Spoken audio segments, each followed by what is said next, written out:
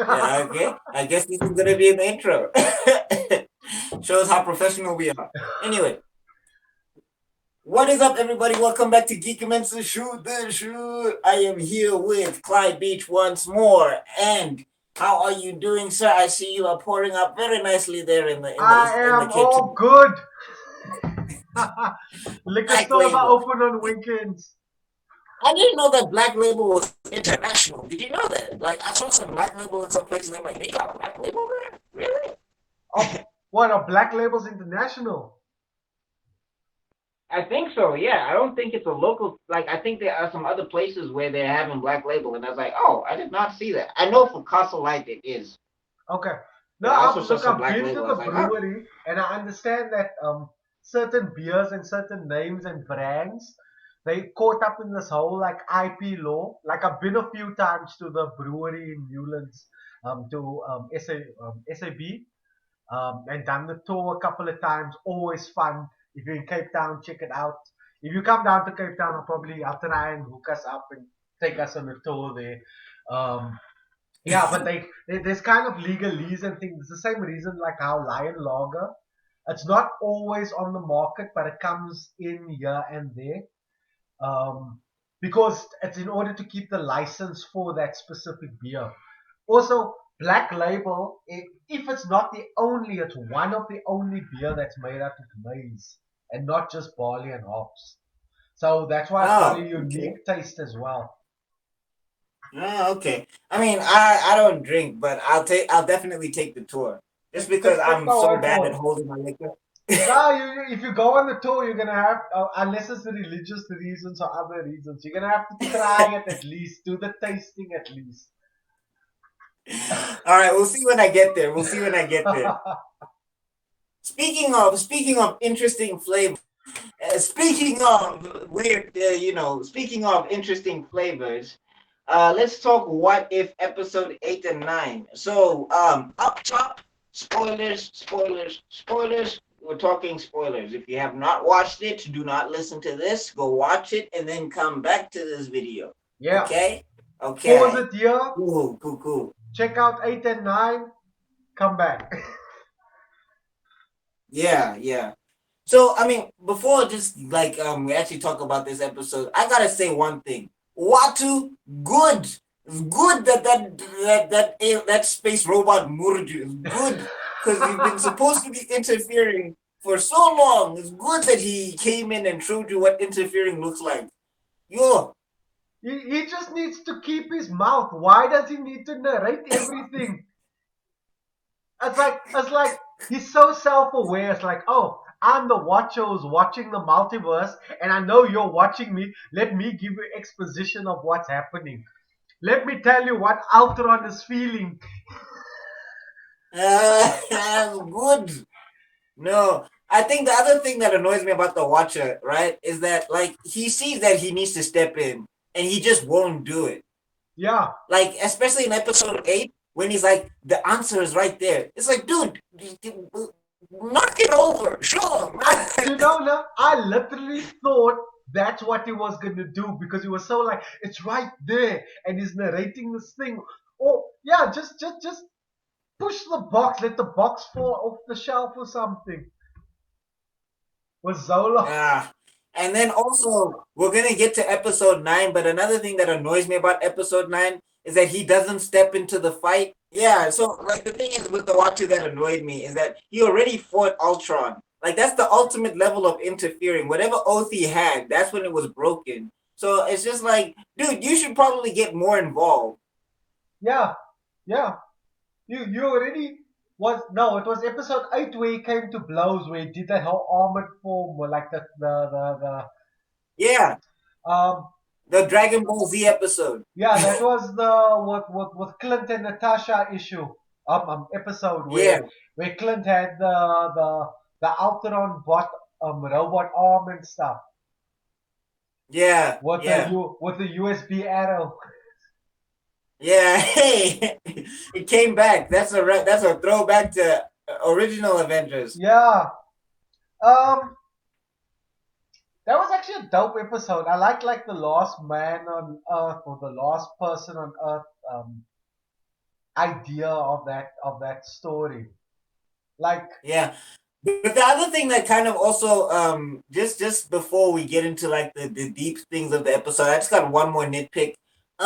Superheroes, when you know you have a move that can do a lot of damage, why is that not the move that you open with? Like all those robots are there. Clint has an explosive arrow that he could have used. Instead, he uses the trapping arrow to keep the robot from coming up. I would have used the explosive arrow the first time round. What's this business of using the explosive arrow at the last moment to commit suicide? it was dangerous in a small space. Come on now. Oh, But there come were on. also there were also other inconsistencies. It's like at the end of the Party Thor episode, Owatu saw Ultron come into that world, right? Then in episode Yeah. 8, he was confused again when Ultron started chasing him and finding him. Well, maybe the timeline of it is weird because maybe it's like I don't know. Yeah, it's an inconsistency. I can't tell. Or But I maybe, think because there's a missing episode with Gamora and Tony. so I So I think maybe understand, that's yeah. what they were supposed to make. It, Yeah, so that's where they were supposed to make the connection. yeah. I think But that missing episode, Gamora and Tony were the ones who were sent to Sokovia or something like that. yeah. Yeah, So I think that's where the connection between that and that would have been made. Because yeah, apparently, What If also got heavily affected by COVID. yeah. Because there was talks about how every episode was supposed to be 40 minutes, not 30. Is it? Okay. Yeah, So that makes sense why the episodes sometimes feel they were all good episodes. I'll give them that. Um, Probably the weakest episode was the Hank Pym, but it was still a good episode. I would say the zombie one was the weakest for me. You think so? I thought that was okay episode. There was a lot of hope and No, I just human think the connection thing and that it was conflicting, like it was supposed to be funny in some parts, and then some parts it was supposed to be dire, yeah, and then like I just think like tonally, I think that's the word. there wasn't enough Mwah. there wasn't enough time, yeah, to really Yeah. flesh So out the I think ideas. like it was funny, and then it was having whiplash. Yeah. Like that episode felt like it was whiplash. So that's why I did like it's still a good episode, but like I thought episode 3 was more consistent with what it set up. In general, like this What If series is a pretty good series. I think what they're trying to train us with this series is that because and this is me thinking ahead and maybe I'm making assumptions that like multiverse of madness and Spider-Man No Way Home, it's teaching the die-hard Marvel fans how to understand the multiverse and the Yeah, well, the MCU repercussions. fans, cause like that, Or yeah, the MCU MCU fans, fans. yeah. To understand like how it's actually gonna work and like how we might actually get a Natasha back because the other gave us in episode 9 they gave us an example of how we could get Natasha Romanoff back. And they've killed every argument that they cannot recast T'Challa. They've killed it. Yeah, He's dead. yeah, Yes, you exactly. cannot tell me they cannot recast him now. If that's the plan. Yeah, I don't want to. Everybody talking about we can't recast him. Yes, you can. you They can. they just recast. They just slotted her back in to another MCU timeline, so they can do the same thing. They can pull the same trick, and it would work. Yeah, he could just come through. Maybe he's younger, maybe he's older. Maybe he has maybe him and Storm have what's his son's name? Because his son has like super speed or something. Azari, I think. I think that's Azari. his name in the comic. Oh, that was that one. Yeah, he was this one character. Azari was in one of the Ultimate movies. Yeah, it was one of the movies. Yeah, But yeah, he's apparently the son of T'Challa and Storm. I mean, like I'd love before to we even see get into that that though, timeline with that power yeah, couple. yeah. So I mean, yeah, just before we get into that though, I do want to shout out to T'Challa. This is the last recorded. Yeah, I mean, Chadwick Boseman. Sorry. This is the last performance recorded of Chadwick Boseman. He was still my favorite character in this entire What If series. Objectively, even before we get to the sentimental emotion and attachment or whatever, I still think his episode was the strongest for me. It was the most consistent, and I just loved that demeanor. The fact that it was T'Challa, but it was still a different T'Challa, Yeah, like that just showed the kind of range that Chadwick had. Because like the T'Challa in the movies is so reserved, this one is so loosey goosey, but they still the same person. Like you don't feel like it's a it's the disconnect. same person growing up in different circumstances type of Exactly. thing. They're like, and there's magic to that. It's like to act, and he's putting on an accent, and he's voice acting. You know what I mean? Like he's playing a character based off another character, coming up in different circumstances, and having an accent or putting on a voice acting on top of it. But the two characters feel like they are the same character, just from different timelines, which is a brilliant bit of acting. That's amazing acting. And he wanted to actually pull more of this T'Challa into main 616, like Yeah, main the main the timeline. pristine Because timeline. I know they were doing that. That T'Challa isn't. He's uptight when he's around people because he has to put on that royal and kingly persona. But when him and Shuri are engaging and interacting, he's a lot more chilled and laid back and stuff. What are those? That whole. Yeah. No, I mean like in the comic books as well. Like that was the thing is that T'Challa is the most human of the Black Panthers. Yeah, Like I like what's this? He's the one that straddles that line the most. And sometimes he even has his subjects have to remind him that he's not a he's a king. superhero, that he's Yeah, a king. yeah, Yeah. So I thought that T'Challa, I thought that Chadwick Boseman walked that line really well, and I'm yeah, sad that this is the last performance because I thought he was like to me. I've always had an idea of what T'Challa would look like on screen, yeah. and Chadwick Boseman did a great job. I think maybe the movie they sacrificed a couple things here and there, whatever. There's Black Panther fans who are not going to be happy and all Yeah. of that stuff. And I do notice where they kind of like they changed them a little bit too much or whatever. But for the most part, I was happy. Like that was my childhood comic book reading Yeah, on screen for me. So I thought he did a great job. I thought he did a great job in this, but and that's the he will be missed.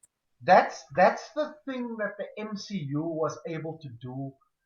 I'd say better than any showrunner, better than any other production company, was literally create characters that so iconically in the staple of people's minds became that character. Chadwick Boseman is, when I close my eyes and think Black Panther, his face pops up. When I close my eyes and think Tony Stark, um, RDJ's face pops up. When I close my eye, and Chris Evans pops up as Captain America. These characters, they feel so like that's the character. Like even if they were, like you said, recast, I feel some other way. I probably get used to it, but I feel some kind of other way. It's like you see the Guardians of the Galaxy game, right? Yeah, You check out the game, and then you see the Star Lord and the Gamora and the Drax in that game. Okay, Drax is kind of interchangeable. Him I can accept, but like it's like, Gamora doesn't quite. Is that Gamora? Is this my Star Lord? Can I yeah, get yeah, used to yeah. it? Yeah, they didn't model him off of Chris Pratt or Yeah, whatever. Yeah, so I get exactly what you're saying. But like for me and a lot of people who are talking about recasting T'Challa, um, like they could do cool things. Like for example, T'Challa could be a huge fan of James Brown because that's a character that Chadwick Boseman played. He could like the game of baseball because Chadwick Boseman was in 42. yeah, Like they could do cool things like that and reference Chadwick Boseman that because I don't think Chadwick Boseman will ever be forgotten. no, But I think no, like the thing is, Chadwick Boseman also knew how important the character was because he was one of the first people to sign up for What If. He was also pushing to try and get the character out there as much as possible. yeah, So I think to kill the character entirely is not the move.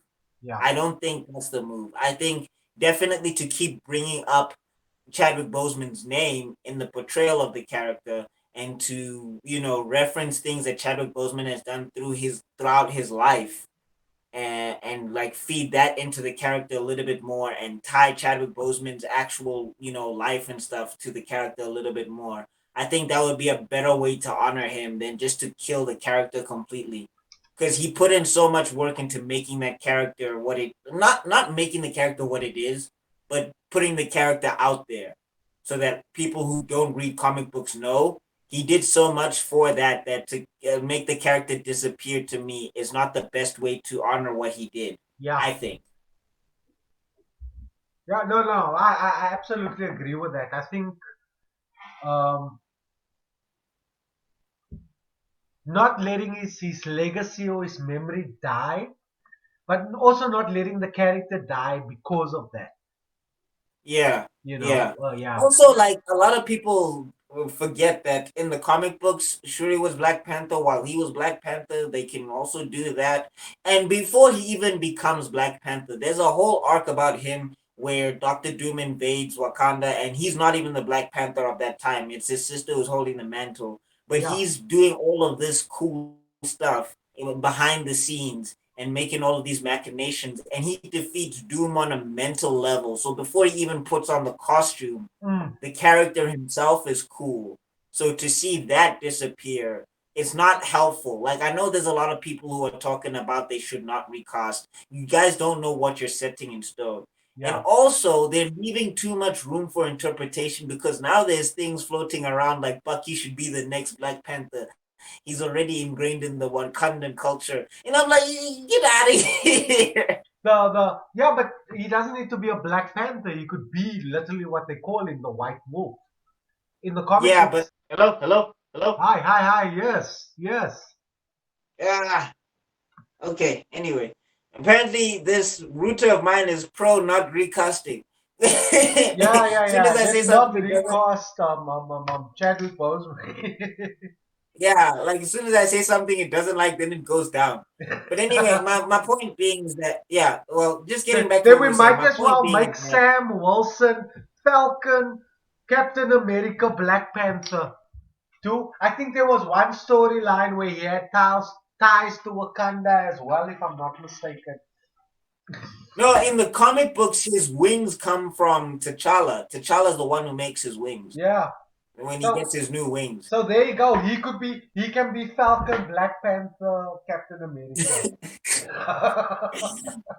Nah, it's like, I still think it's definitely the move better to recast him, and after they recast him, then the move is to just reference Chadwick Boseman's life, because we're never gonna forget. Yeah. I'm never gonna forget the first time that you see him in Civil War. I'm never gonna forget the first time that you see him in like, I know the Black Panther movie, the CG is problematic, but that design of that suit, and also the way he was moving, and just his demeanor as the main actor in that movie, I thought was just brilliant, and I thought it was such a subtle performance Yeah. that we're never gonna forget that. But I think Subtle. to let the character go forever is not the move. Yeah. Yeah. Well, recast him. Bring a variant of him into the main MCU. You know who was perfect? Like the person who plays younger T'Chaka in the movie Oh, in at the but beginning. that's I can't remember his name now. I Zaxxon know. Da, not Zaxxon Da. Why am I saying that? John Carney. It's his actual son. It's his son. Yeah, I Yeah, think he would be perfect. yeah. Costa, an actual South African.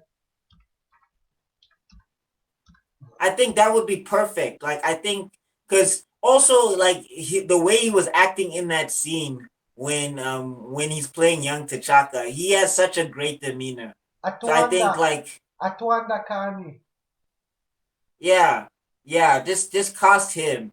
I think he would be perfect to If to to play a I'm new actually just T'Challa. pulling up pictures of him, he does look like a mix between Chadwick Boseman and John Carney. So he could actually pull it off, right? No, I think so, because his scene in that opening was so strong. Yeah. Like he really sold that scene in the beginning, and he looked good in the suit and everything. Yeah, Let him play the character. I think, I think definitely South Africans, we should push for a recast and push him as the person to play the new T'Challa, that's actually and a good like idea. from a variant universe. Yeah, And again, Chadwick Boseman, we won't forget. We can't forget. never. It was too iconic. But I think to let the character go is not the move. Especially because we've had like 6 Spider-Men, we've had like 12 Batmen, Yeah, we we've had accept like that. four We accept Supermen. that with Batman. We accept that with Spider-Man. Why can't we just, recast the character? We've done it plenty of other times. Shit, we did it Yeah, with okay, but we did anyway, it I we just did went it on a with whole we did tangent. it in the same universe with War Machine with Rhodey, and we didn't even bat an eye.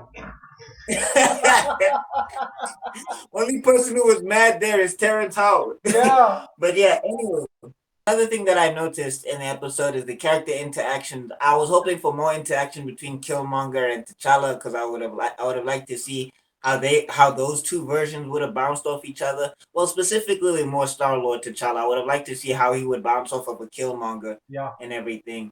They do have a little bit of back and forth, but that's the other thing about Killmonger, right? And we talk in episode 9, like Killmonger, bro. Like this proves that it's not about race anymore. Really? Yo, that dude is just they like legit like here's the difference between the animated version of him and the movie version of him. With the movie version of him, I actually felt I could relate. I liked him as a villain. I did feel that like his underlying motivations made sense. Being an outcast, being a foreigner in like your own land, not being accepted, um, being upset that your own people could not help you in your close circumstances or your set of circumstances. But now the dude is just a villain. Like he's charismatic. He comes across like dope. He's got skills and stuff. And then he's just like, nope, I want the power. Yeah, but I can Ah. use the power to help people. To help people by what? By subjugating them. The same thing you're He- trying to fight, you're trying to do. he just it was just like his mind's now. Like Yeah. that's what he said, and I was just like, oh, really? At the end of the multiverse, this is what we're doing. Do you know what would have been the best for me? You were saying you were hoping for more resolution between Black Panther and Killmonger. If Black Panther just went to him and be like, dude, and just like slaps him, Yeah, it's sit like down, boy, really. sit down, listen. Yeah, I was mad. I was so mad. I was like, really? This is what we're doing now? Oh my Look, gosh. but I will say, like, maybe for a younger audience and stuff like that, and for people like us who, unlike us who are not writing and stuff, I saw that coming from the Thor Yeah, from Belinda, jump. from The from minute he what, touches, the minute he touches that Ultron head, I was yeah. like, yeah, okay, Yeah, okay, he's I gonna betray saw it him. coming already. I was like, yeah, Yeah, this is where it's going. I actually kind of also predicted Zolof's betrayal. yeah. I mean, of course, like he's Zola. Yeah. The So, other thing that I found really interesting though is again Watu didn't help, but like he picked like I know people are like, why did he pick this team? And it's like it's like kind of a Suicide Squad situation. Like Watu's kind of like the Amanda Waller of the multiverse. but they literally made like Killmonger literally made that thing. I was like, was that a Suicide Squad reference? Because he's like, are we some kind of suicide? Or no, this is a suicide mission or Yeah, something. I was like, oh, is that a Suicide Squad reference? DC DC is probably mad they stole our ideas. Yeah. But anyway, Yeah, I also like us, but they might have just been. Remember, Ultron's been transversing the multiverse, and it's like you assume the Watcher's omnipotence or his ability to watch is infinite, but he's watching through those fractals, and you see him switch it on and off. So there might be moments in his watching he misses, And these characters might have been like when you, I don't know, there's a weird thing when I watch the Watcher watching, when I watch Owatu, the Watcher watching. um, Say it's that like 5 times it's fast. almost like it's an Anyway. allegory for us as the actual viewers. It's like this meta commentary. Um, we don't always see everything. We miss episodes. He might miss things. It's like he's teaching us. They almost make that commentary, like at the very end of the episode, he says, "It's my duty to watch the multiverse," and it's like, "I'm taking you along with it's something like that, something meta." And it's like he's talking to the actual audience. It's like because we watch these universes exist in a way, and these universes move forward because we are watching. And he's kind of like, I'm actually also that person, and I'm guiding you through how you're watching information. So he might have missed episodes, like because you would turn the curtain or turn the fractal off. Watch certain people had more interest in certain stories than others. Kind of just like peeked in here and watched a little bit here. I almost felt it was like meta commentary of how we binge and consume content. And he's like symbolically us, Watu the Watcher. And if he could interfere and like Black Mirror episodes on Netflix where you can actually control the outcome of the episode. Here and there, Watu's doing that as well. And these were his Mhm. favorite versions, and he kind of put them together. But like people were saying, of all the Thors you could have chosen, maybe there's like a Thor who has the Odin Force, or you like of all the Thors you could have You gotten, choose you choose dumb the Thor, you party. choose party Thor, yeah. Like But there's they a had Thor some out there. dope combos there. But that was a smart Doctor Strange. That was the episode 9 was definitely Doctor Strange's episode. Because that dude was Yeah, no, Doctor Strange was MVP. awesome I in that think in your episode. video you also said that. Like Doctor Strange was Yeah, definitely the MVP. yeah, he was the MVP of the I episode, have a and it strong and he feeling he's gonna come back. I have a strong feeling Watu was gonna show up in Multiverse of Madness as well. That all of now this. the other question is then is that is he gonna be like evil? Because like the other thing is Watu doesn't help him. And I mean, it is his fault. Episode 4 was his fault. Fully, fully, fully. But I feel like he did do a lot to redeem himself where they should give him something. I do think Like, I don't think he's an evil Doctor Strange because he's not an evil Doctor Strange. He has the interest of everybody else. The circumstances that gave him that level of power, and what he needed to do to get that level of power. Yes, that's controversial. It's like, how can I explain? What am I trying to get at? It's like Blade, for instance. Blade is a vampire. He uses his vampire abilities, but he fights vampires with it. And he literally has to fight his hunger constantly because he's made to be a vampire. So this could be a guy that made bad choices early on in his career, early on in his life, and now he has to deal with that consequences that the because we started seeing those cracks that the creatures and the powers, the dark powers he has within him, they constantly he's constantly having conflict with them to hold them restrained in order to be a yeah, no, human. but I just think the thing is that I feel like he Unless like he's gonna okay, I turn mean into he did end his Mephisto. yeah, he did end don't start now. You see now. Now it's gonna be Mephisto every third comment. But anyway, um but like the thing is that yeah, he ended his universe, which was they tried to tell him. But again, I'm like, what? You couldn't have stepped in and just said maybe stop it. Just step in and maybe say stop it, because he might have listened to you. Just maybe. But like the other thing is that like they have a weird relationship now because they're kind of buddy buddy. Whereas if I Yeah, was Doctor Strange, I'd be throwing all sorts of dragons and watching. Like, dude, you could have helped me out and you did nothing. But but we like know now Two things we know. One we know is Uatu can't mind his own business. He must interfere. And the second thing is, Yeah, and the second thing is, we know Doctor Strange makes deals and relationships that he shouldn't. Like the same thing he did with Dormammu. He's built a relationship with the Watu that you shouldn't even know. Um, in the Spider-Man comics, whenever he goes to Doctor Strange and things like that, Doctor Strange is always negotiating deals with weird demons and creatures and Time Lords and vampires and shit like that on Spider-Man's behalf, because that's what Strange does.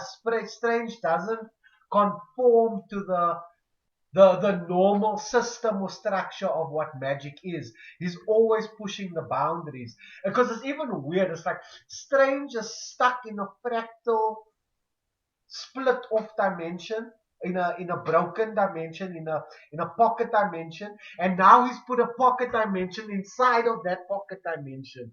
And he's the yeah. guardian of that. Um and you can tell he's a good guy enough because he's resolved himself to the idea that, like, this is my fate, this is my lot. I'm gonna make sure that Ultron and or Killmonger and Zoloft never come out of their eternal fight or whatever. Mm, mm, mm. I'm just saying, give him something. Yeah. Also, another thing that I saw that was interesting, a nice comic book reference is we got Stomach Zola. I mean, we got Yes. Stomach Zola We on also got Vision, but we also kind of got the hunger, because like in Age of Ultron, the zombie virus is called the hunger. And they oh, actually bring the zombies in the first time to stop him, because they wanted to, because Ultron's hunger was to take out people, so they wanted to re-immerse his hunger with like the zombie version of the hunger, or mm. re-prioritize it in the comics and stuff. So that's actually pretty cool comic tie-ins or little references there. Yeah, there's a whole bunch of other references that I didn't manage to catch, but like yeah, throughout the two episodes, I do think that the ending was kind of quick because like the Yeah. way it ends with like first off, what's in Captain Carter's super serum? What is in that serum? She's jumping like the Hulk. Like, hold on a second. I think that's just exaggeration for the sake of because you can do it in comic books, or you can do it in animation. You can exaggerate more in animation than you get away with in live In live action. action. But dude, like I would love to see a what if world where Captain Carter and Captain America Steve like have like a team up series. I actually thought like when they were gonna send her back that she was gonna like go like, what if the world Captain Old Man Cap that we saw in Falcon that gave over his shield?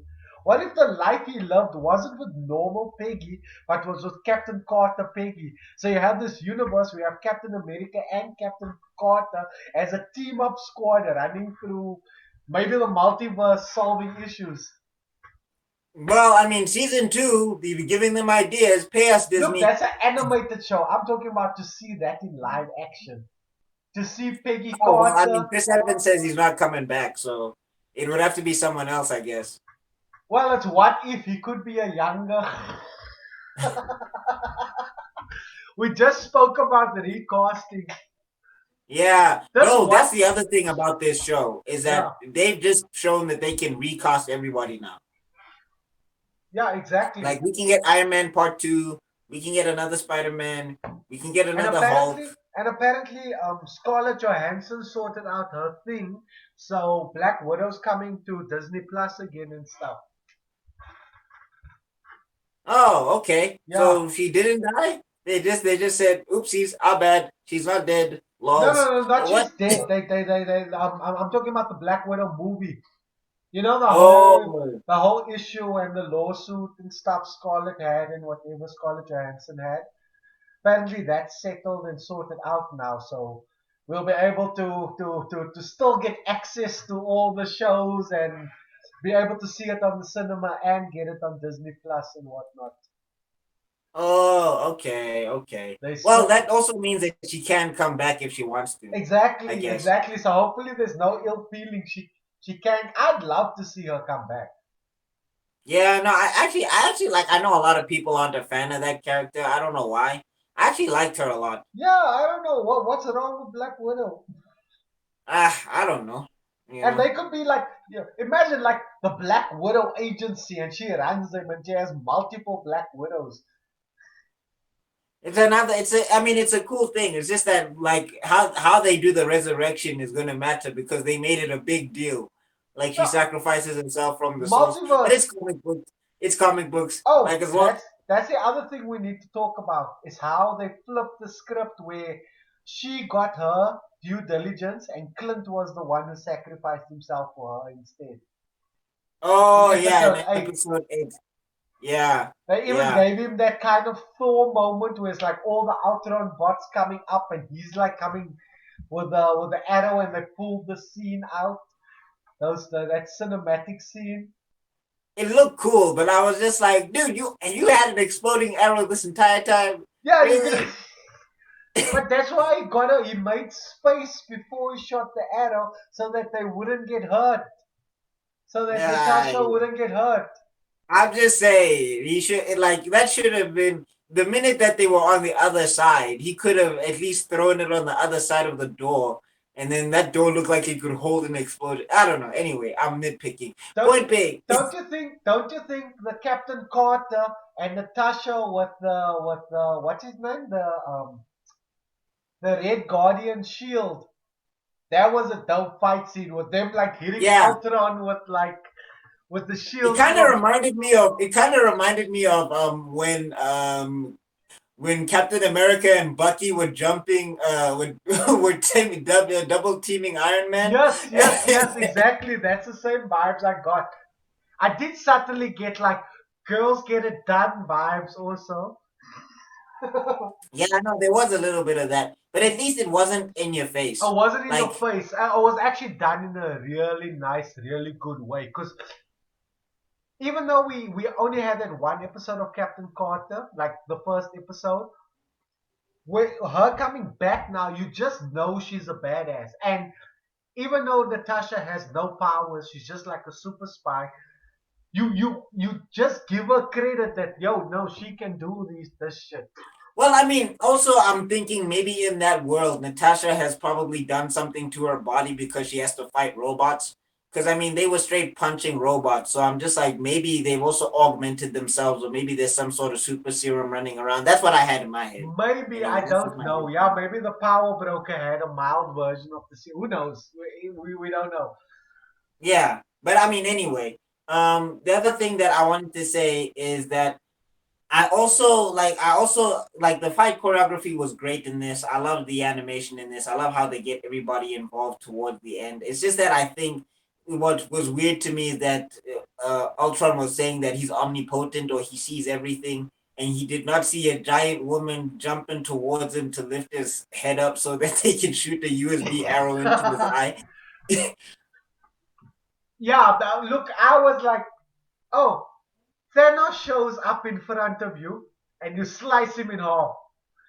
An arrow flies straight for your eye and you can't blink.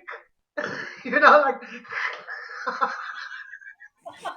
But again, 30 minutes, it's the time constraint. Yeah. So, yeah. Um, they did some cool shots though, like some really cool. They did it in Guardians of the Galaxy in Guardians of the Galaxy 2. That type of shot coordination where they focused on Groot doing innocuous stuff, running a baby Groot, running around, and everyone is like action in the background. They did that with yeah. what was it, the Soul Stone? Yes, it was the Soul Stone, the yellow one, right? Yeah. And the stone was like on the ground and everything was happening. I really like shots like that, where all the action is Mm. running around Yeah, yeah, a yeah. And the a little, and the central soul stone focal was just, point. yeah. But the other thing that made me mad is like, Watu, you didn't tell them that maybe their machine would not work on these set of Infinity Stones.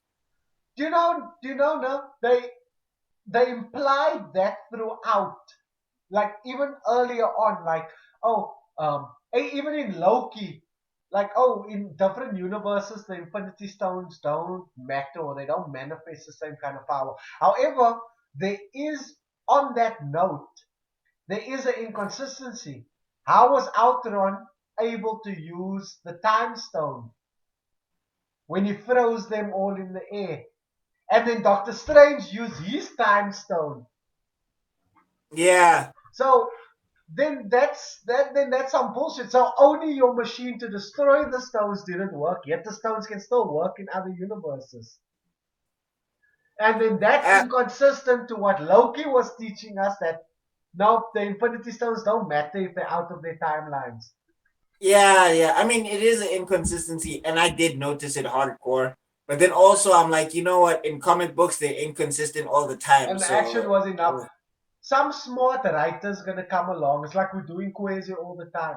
Some smart writer's gonna come along and retcon that stuff and make them all make sense eventually. yeah, no, I'm saying because in comic books, look this up, everybody. There's Daredevil, and he kicks Silver Surfer out of a window. So if that can happen in comic books, then I guess anything can happen. Like we said the last time I think we spoke. The loser of a fight in the comic book is who the creator chooses to lose. If No, I'm saying like I used to read Daredevil a lot, and I saw Silver Surfer in it, and I was like, "There's no way Daredevil's gonna kick him out the window." Daredevil like rips off his clothes, puts on his mask, and then kicks Yeah, Silver but Surfer out the window. more than anyone else, it's like beings like Galactus, like celestial beings, and cosmic powered beings like Silver Surfer. Those are the type of characters. Like so people complain, oh, Superman's power set is inconsistent. You never know what he can and can't do. Look at celestial creatures in the Marvel universe. Look at Silver Surfer. Someday Silver Surfer is the baddest badass and no one can touch. He can warp through objects. He can bend space and time. He can shoot cosmic beams that can blow up planets. And then he can't fight the Fantastic Four in other episodes. Like what Yeah, yeah, what yeah. what No, but I'm saying like, the Fantastic Four have powers, like legitimate physical augmented powers. yeah, Daredevil, like his whole power is just being blind and being able to listen, and fight. he kicks Silver And Surfer out the or he window. can fight. I was like, Don't wait. forget the training he got from Stick. Come on now. That's OP training if you can kick cosmic beings out of a window or whatever. Yeah, so I'm just saying, and also there's a panel where Captain America apparently punches Galactus and he doesn't get evaporated or anything. So But that's the comic point. books can do That's the whatever. point I'm trying to make. That's the point I'm trying to make. Like the power arcs and the power levels of these things, and it's not even cosmic Captain America. It's just Yeah, yeah. regular Captain America. It was regular Captain America. And I'm saying, I guess then to this show, when they have inconsistencies, it's just like, look, I get it, but if it's coming from comic books are inconsistent all the Yeah. time. Like, hey, Batman will dodge like a punch from Superman, and the only thing that will get broken is his ribs. But Yeah. Superman will take out an entire street, and you're just like, how did Batman survive that? That's Well, not possible. how did Batman have a first fight with Doomsday? How did he have a first fight with Darkseid, who can shoot Omega beams? But okay. Let's not talk about DC before your rain gives us. Um, Yeah. what I was saying, My router would be like, no. But anyway, but my biggest problem, and you mentioned it plenty of times, and that was the biggest thing that stood out. Is like, oh, you've gone toe to toe and had blows with Ultron. Now you've got a team. You're not even going to throw one punch. Not even one punch. You're not even going to show up in any of the scenes.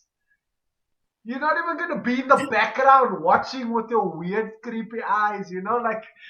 or like give them some cosmic power or something. Yeah, Just the only give them dude who like a thought about boost. that was Doctor Strange. It's like, oh, Yeah, let me give you some protection ruins around you, so you can at least take on this dude. I was just like, but come on, watch it. Yeah, but I mean, it was still a beautiful episode, and I think this was a success. Like, what if Yeah. turned out pretty good, and I'm excited for season two. Yeah, and the cool thing with season two was is that all these stories can expand. I've been seeing on the internet that they're talking about like you mentioned the whole COVID situation and turnover time and stuff like that made it difficult to put the Tony and the Gamora story out because we didn't mention her. She actually didn't feature that much, except for Yeah, having the gem crusher. Um, yeah, but she was wearing Thanos' armor, or version of Thanos' armor. She had his helicopter blades as well. So I'm curious to see what her story is there as well. yeah. All right, and then I guess with that being said, that brings us to our artist spot for today Yeah, and boy. everything. So, everybody who's been watching, we're doing a little bit of switch up with the artist spot. We usually present one artist spot each, but today I'm gonna present an artist spot, and we're gonna talk about him. This is a guy. Well, I don't know actually if it's a guy. Let me not say that. This is a A person. person. There we go. I don't know because the name on Instagram is Art of Donald underscore. So that's all one word. Art of Donald underscore. Right now you'll be seeing some pictures of some of the work they've been doing with South African artists and everything. It's a pencil artist and they're doing some great work here.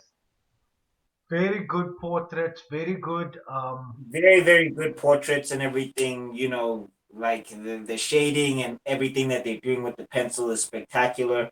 And the portraits, even though you've got the reference beside them, you can still see that the portraits have a bit of character to them. I really like that. I see. It looks like this person is a Zimbabwean South African because they've got the Zimbabwe and the South African flag on the Insta. That is a very interesting story. I'd like to see that. Hmm.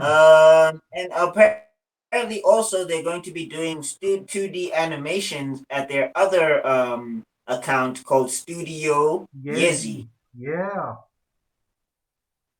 Yeah, so there's going to be so probably also drop a follow for that. Studio Yezi is I'm gonna drop a follow on that. Yeah, apparently they're gonna be doing animation there.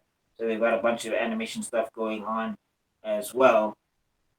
So yeah, I think Art of Donald is gonna be somebody to watch. Yeah. I'm Definitely up and definitely liking coming. the portraits that he's doing. And yeah, and he's also been very supportive of my stuff and all of my sketches and stuff. He's been commenting on them and he's been saying this is good work or whatever and stuff. So I wanted to give him a shout out He on reminds on me a uh, lot on of this side. I don't know if there's anything you want to add to what I've said about this guy. I'm sorry. He reminds me a lot of my other buddy. I don't know if I put this guy on spot on blast as well, but Temba Makageli, the dude who does the big portraits with the pens. So Oh yeah. Yeah. this person, Art of Donald, has a very similar style to him. So definitely someone to watch. Oh, okay. That's actually pretty cool to know. That's actually pretty cool to know. And then with that being said, I want to say thank you so much for everybody for watching this episode of Geek Mense Shoot the Shit. Please hit that like, that share, and that subscribe, especially if you're at this point in the video. Please let us know what you want us to talk about. As Clyde strokes his black label. Please let me know. Please let us know what you want us to talk about in the comment section down below. If there's a bit of news or anything that you want us to cover, any shows that you want us to check out, preferably something new so that we can be in the algorithms and all of that good stuff and anything. And with that being said, me and Clyde have to be out, so we'll check you all in another episode. All right. Boom. Peace. Thanks, guys. Yeah, that was We cool. did it. How long are both of the episodes together? Um, 2 hours 46, which isn't bad. Okay, so